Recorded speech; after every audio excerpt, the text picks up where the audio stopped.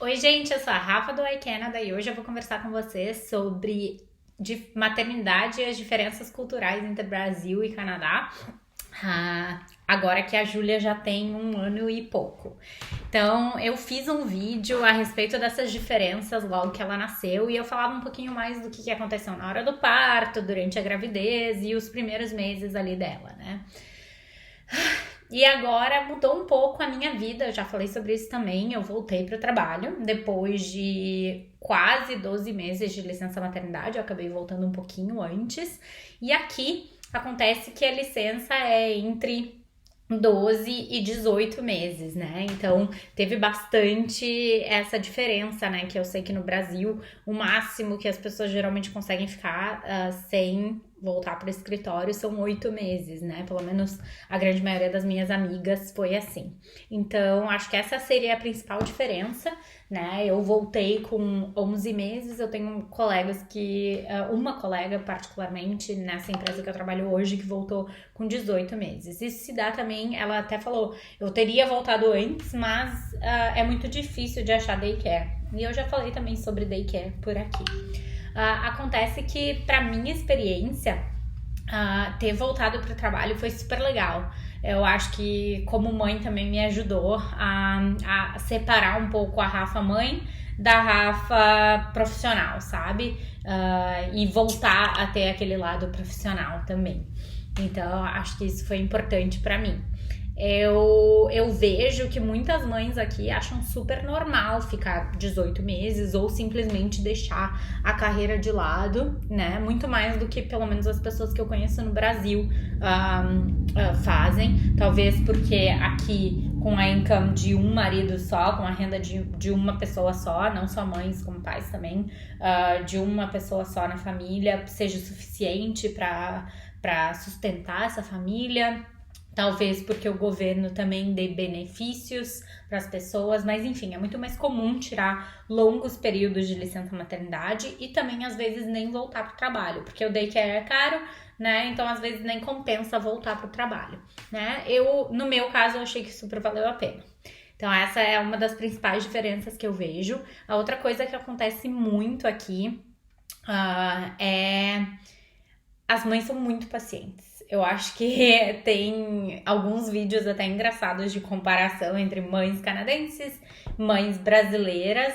E realmente as mães canadenses são super pacientes, eles falam com um tom de voz sempre calmo, né? Ao invés de dizer, Julia, não faz isso, can you please not do that, Julia? That's not okay. Sabe? Tipo assim, outra história do que a gente tá acostumado, pelo menos, a ver na rua, sabe? Talvez dentro de casa, you never know como que as pessoas se comportam, né? Mas na rua é bem direto, assim, que eles são muito mais pacientes e calmos na hora de conversar e tratam as crianças já com. Parece que eles esperam que a criança tenha um entendimento, sabe? Principalmente na idade que a Júlia tá chegando agora, que existem os famosos tantrums, que é quando a criança fica alucinada e fora de controle, eles são super controlados, assim, para lidar com essas situações em público. Então, acho algo interessante, eu espero que eu consiga pegar um pouquinho dessa parte pra mim, porque eu sou uma pessoa que, né, fico nervosa fácil, enfim, eu não quero que quando a Júlia comece a ter esse tipo de atitude eu perca a cabeça, assim. Então isso é uma coisa que eu gostaria de trazer pra minha vida. Uma outra coisa que eu vejo muito é os hábitos alimentares. Aqui são super saudáveis, né? As crianças comem bastante vegetal. Isso é uma coisa que a gente também trouxe pra vida da Júlia. Ela começou a comer com quase 5 meses, então é antes do que o recomendado no Brasil. Essa recomendação veio da nossa médica, porque ela já estava apresentando sinais de que queria comer. Segundo a minha médica, as novas pesquisas mostram que há menos risco de alergia, e claro que daí a gente também fez uma introdução alimentar mais devagar, por conta, né, desse começo ter sido cedo, relativamente cedo, né? Então a gente foi indo bem devagarinho. Hoje ela come super bem, ela tá com 1 ano e 2 meses e também come não come tantas coisas processadas, assim, a única coisa que é processada, eu acho que ela come é queijo, por exemplo. Então a gente procura sempre ter uma alimentação mais saudável com ela e por causa dela também, né? Então isso também tá ajudando na nossa vida, assim. E eu acho que isso é uma das campanhas que rolam muito forte aqui e a creche faz parte disso também. Então na creche dela, ela tem os alimentos lá e também é uma alimentação super saudável, a gente fica sabendo antes. E eu tava falando com a minha chefe, que é americana, e ela tava me contando que, na verdade, os filhos dela na escola é tudo processado, né? E quando eles eram mais novos, agora eles já são mais velhos, mas quando eles eram mais novos, era tudo processado. Então, tipo, uma das coisas que eles mais dão pra criança é chicken nuggets. Então, essa comparação é mais até com os Estados Unidos do que necessariamente com o Brasil, porque eu não sei como é que as coisas estão no Brasil em relação a isso. Mas lá é muito processado. E aí eu queria colocar isso aqui porque isso não acontece aqui no Canadá, pelo menos aqui em BC não acontece. As recomendações do governo são super saudáveis para evitar processados, enfim, eu acho isso muito legal, esse cuidado que se tem com a alimentação dos pequenos desde sempre, né? Desde o comecinho da introdução alimentar. Outra coisa que acontece muito, e eu acho que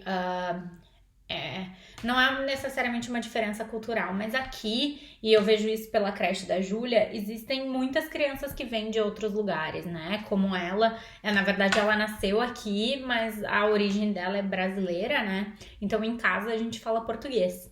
E é muito legal ver na creche que não é a única criança assim, né? Que tem origem em outro país, e as professoras são super abertas a receber isso, né? Então, elas perguntam algumas palavras. Esses dias a gente, né, falou, se a Júlia falar água é porque ela tá com sede, porque água é water, né? E aí elas, que legal.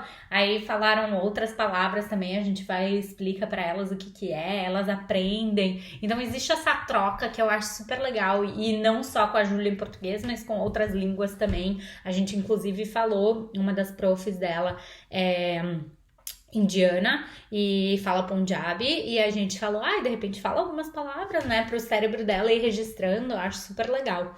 E aí, uma das coisas que aconteceu até esses dias foi que a Júlia estava aprontando e tentando subir em cima das coisas, que não pode, e aí elas perguntaram pra gente, como é que fala pra descer, né, pra get down e tal. E aí a gente, descer. E o pior é que a Júlia fala desce. Mas, né, falar e fazer são coisas diferentes. Então, é algo muito legal que elas tentam trazer isso pro dia a dia da criança e tentam adaptar o que elas falam pro dia a dia, ou que a nossa família fala em casa, pro dia a dia dela na creche. E eu acho super legal essa paciência que se tem, né? E eu acredito que isso venha de ter muitas famílias de lugares diferentes aqui, inclusive as próprias professoras, que entendem que é necessário essa adaptação, sabe? E daqui a um pouco no Brasil, por ser todo mundo do mesmo lugar, falar a mesma língua, essa paciência em termos de entender o tempo de cada criança talvez não venha. Tenho muitos coleguinhas da Júlia que hoje ainda só falam via sinal, né? Porque são novinhos, não necessariamente têm todas as palavras. Então, eles usam muito a linguagem de sinais também. Isso aqui é more, mais, né? A gente tenta ensinar em português. Mas, apesar de que não é a mesma coisa. Tipo, não é Libras isso, né? É a linguagem de sinais americana. Então, mais, eu não sei se é a mesma coisa em Libras. Comer...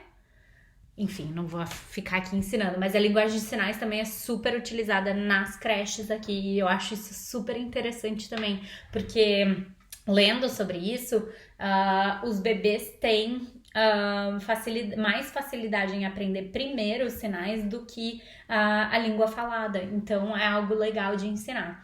Esse tipo de informação...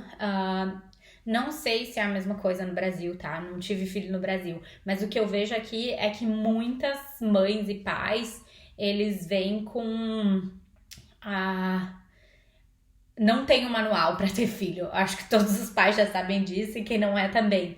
Mas aqui eu sinto que o governo bota bastante recurso em termos de educar os pais com informações sobre como criar os filhos. Obviamente não sempre vai ter coisas que são super pessoais, né? Mas eles dão as informações sobre alimentação, sobre como ajudar a criança a se desenvolver dentro do que eles estão passando, né, em cada fase. Então, eu acho isso super bacana e é algo que o governo te proporciona, né?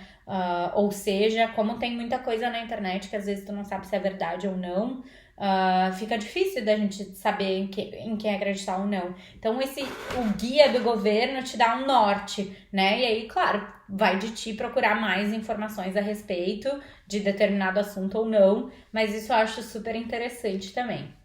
Eu acabei falando um monte de coisas variadas. Eu espero que o vídeo tenha acalmado o coração de algumas mães de bebês mais velhos que estão vindo pra cá. O que eu vejo, que eu tinha ouvido falar também, é que o pessoal de daycare que não é amoroso, que é diferente. Eu vou te ser sincera, pelo menos até agora com a Júlia, eu sinto as professoras super amorosas. Elas são muito queridas. Tem dias que a Júlia chega lá e sai correndo pra abraçar ela, sabe? É muito legal de ver. Teve uma época que eu até fiquei meio enciumada, sabe? Logo que começou. Mas é muito legal saber que ela é tão bem cuidada que ela gosta das professoras, sabe? E criou esse laço com as professoras. Então eu fico super, super feliz. E eu acho que sim, as professoras aqui são carinhosas, apesar da gente ter essa impressão de norte-americano não ser carinhoso. Eu não sinto isso, pelo menos não com a experiência que eu tive até agora com a Júlia. Gente, espero que vocês tenham gostado desse vídeo. Qualquer dúvidas e perguntas em relação à maternidade, é só deixar os comentários de vocês aqui ou falar comigo lá no Instagram, que o que eu souber, eu fico muito, muito, muito feliz em compartilhar com vocês. Obrigada por assistirem até aqui e até a próxima!